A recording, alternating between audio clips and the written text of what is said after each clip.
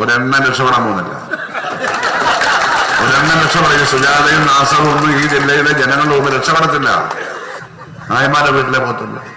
മുല്ലപ്പൂമാലയൊക്കെ വെച്ച് അങ്ങനെ തുളസിയടിയൊക്കെ നായരാണെന്ന് തോന്നിക്കാൻ പറ്റില്ല.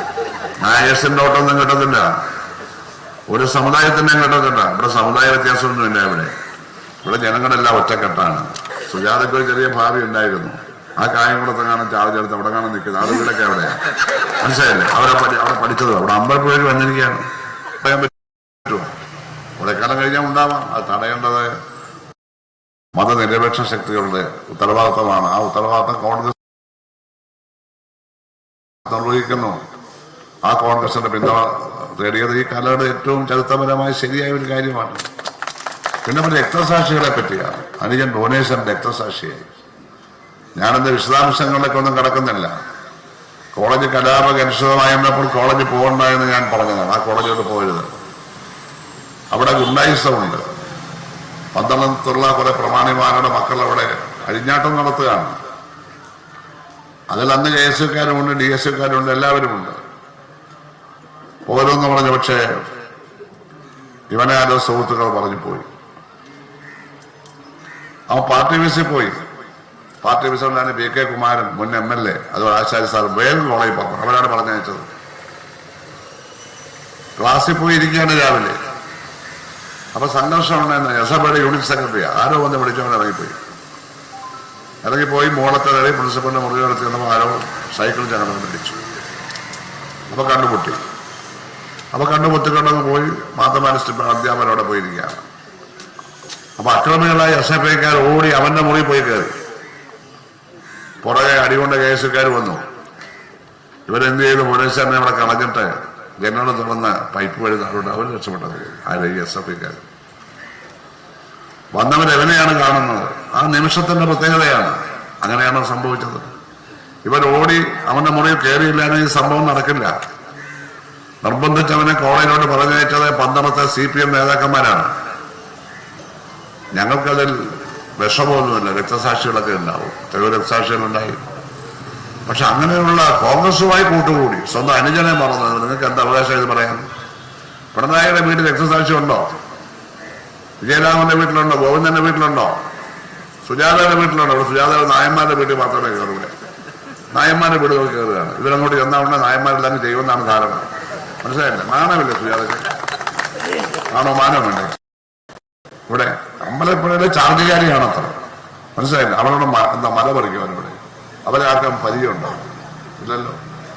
അപ്പൊ ഇതൊക്കെ തെറ്റായ കാര്യമാണ്. എല്ലാവരും ഉപയോഗിക്കുകയാണ്. അപ്പോ ഇവരുടെ ഒന്നും വേണ്ടി രക്തസാക്ഷിയില്ലല്ലോ. നാസറിന്റെ വീട് രക്തസാക്ഷിയുണ്ടോ? ഷഹീച്ചന്റെ വീട് രക്തസാക്ഷിയുണ്ടോ? നിങ്ങളുടെ ഒന്നും വേണ്ടി രക്തസാക്ഷിയില്ല. ഈ CPMന്റെ ജില്ലാ കമ്മിറ്റിയിലെ 50 പേരുടെ വീട്ടിലോ ഒരു സെൻട്രൽ കമ്മിറ്റിയിലുള്ള തോമസ് ഐസക് ഞങ്ങൾക്ക് പറയണോ? തോമസ് ഐസക് സുധാകരൻ ചെയ്തത് ശരിയായില്ല, ആ തൊപ്പി വെച്ചത് ശരിയായില്ല. എന്റെ തോമസ് ഐസക്, നിങ്ങളുടെ ഈ പാർട്ടിയിൽ അങ്ങനെ പ്രവർത്തിച്ചിട്ടുണ്ട്. നിങ്ങളെ സ്വർഗത്തിൽ നിന്ന് കെട്ടിയിറക്കിയതല്ലേ ഇവരൊക്കെ? നിങ്ങളെ ബ്രാഞ്ചിൽ പ്രവർത്തിച്ചത് എന്തെങ്കിലും അറിയാമോ ഈ പാർട്ടി പ്രവർത്തനത്തെ പറ്റി? നിങ്ങളുടെ സിദ്ധാന്തങ്ങൾ പറഞ്ഞതും തെറ്റല്ലേ? പ്രായോഗികമല്ലല്ലോ. ഞങ്ങൾ കഷ്ടപ്പെട്ടുണ്ടാക്കി ആലപ്പുഴയിൽ ഷുവർ സീറ്റാണ് അന്ന് മാരാരിക്കണോ.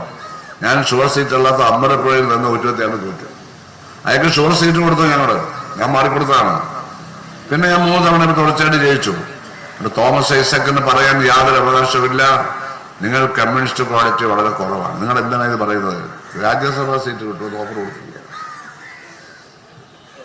അസംബ്ലി മത്സരിപ്പിച്ചിട്ടുണ്ട്. ഇപ്പൊ മത്സരിപ്പിക്കണം. കഴിഞ്ഞ തവണ മത്സരിപ്പിച്ചു 2 ടേം. അപ്പൊ ബഹുമാനപ്പെട്ട പിണറായി 7ാമത്തെ ടേമാണ് മത്സരിക്കുന്നത്. ഇത് 7ാമത്തെ, അന്ന് 6ാമത്തെ ടേം. വീണ ജോർജ് 3ാമത്തെ ടേം. സഹിച്ചറിയാൻ 3ാമത്തെ ടേം. ഇവരെല്ലാം 3, 4, 5, 6 ടേമായവരാ. അപ്പൊ പറയാം, എന്റെ അച്ഛനെ നിങ്ങൾ വിളിച്ചപ്പോൾ നിങ്ങൾ വിളിച്ചത് രക്തസാക്ഷി ഭുവനേശ്വരന്റെ അച്ഛനെയാണ്. കൂടുതൽ ഞാൻ സംസാരിക്കുന്നില്ല. ഒരെണ്ണം രക്ഷപ്പെടാൻ പോകുന്നില്ല. ഒരെണ്ണം രക്ഷപ്പെടുക. സുജാതയും നാസറും ഒന്നും ഈ ജില്ലയിലെ ജനങ്ങളുടെ മുമ്പ് രക്ഷപ്പെടത്തില്ല. സുജാതയ്ക്ക് ഒരു ചെറിയ ഭാവി ഉണ്ടായിരുന്നു.